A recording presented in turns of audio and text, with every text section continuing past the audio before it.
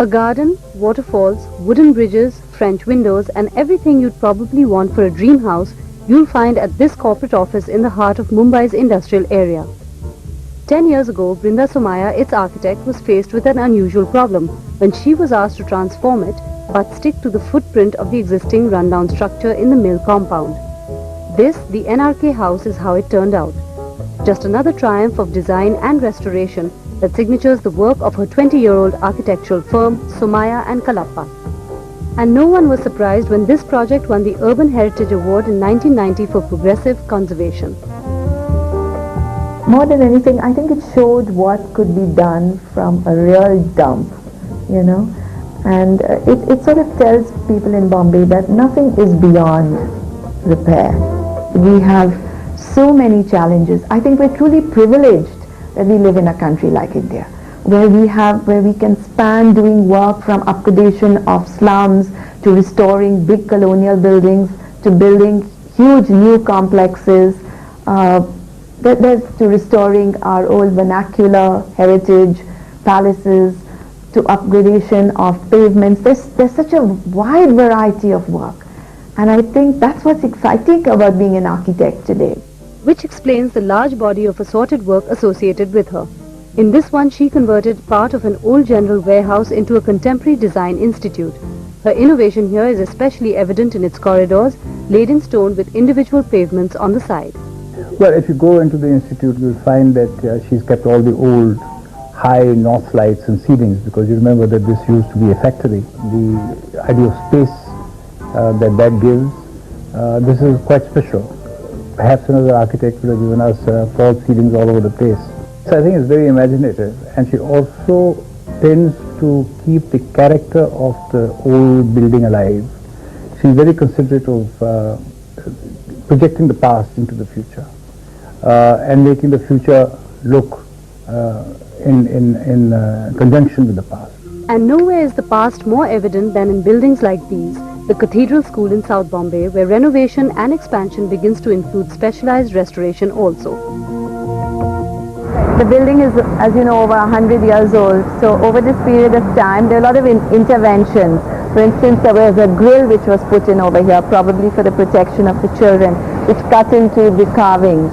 So the stone carvings we are now trying to restore by using the stone powder with lime and a little cement to strengthen it, and using the craftsmen of today.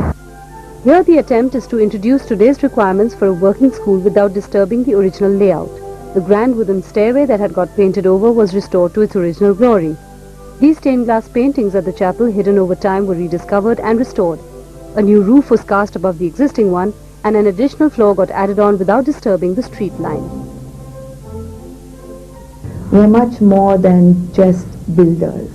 We have to protect and guard the environment. Only then will we be of any value to society and not just peripheral to society. But restoration and conversions are just part of the portfolio. Brinda trained at the JJ School of Architecture and went on from there to the University of Massachusetts.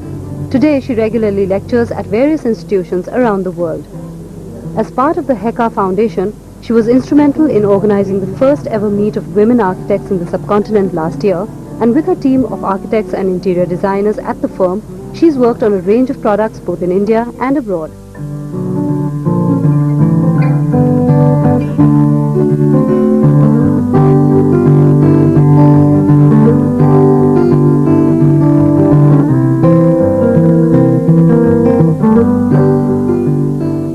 So many young people come up to me and say, this is exactly what we want to do, and how do we do it?